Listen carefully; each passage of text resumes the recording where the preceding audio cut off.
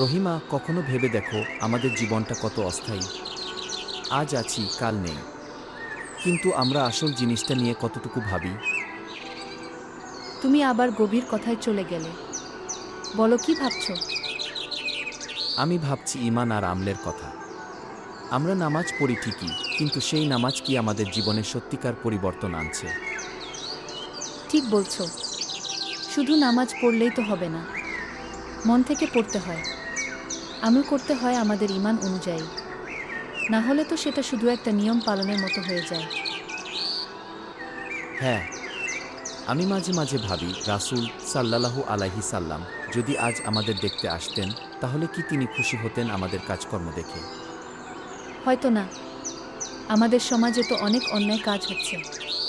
গীবত, অহংকার, হিংসা, এসব থেকে আমরা কতটা দূরে থাকতে পারি? তাই তো বলছি, ঈমান শুধু মুখের কথা না, এটা কাজে দেখাতে হয়। একটা মুসলিমের জীবনে ঈমান যেন তার দিক নির্দেশনার আলো হয়। আমরা যদি প্রতিদিন একটু একটু করে নিজেদের ঠিক করি, তাহলে সমাজটাও বদলাবে। ছোট কাজ দিয়েই বড় পরিবর্তন শুরু হয়। ঠিক বলেছ। আজ থেকে আমরা চেষ্টা করব, প্রতিদিন অন্তত এক ভালো কাজ করব, আর এক খারাপ কাজ থেকে নিজেকে সরিয়ে রাখব। তাহলে আমাদের এই উঠানে বসে শুধু চাই না, বরং একটা ঈমানদার সিদ্ধান্ত নেওয়া হলো।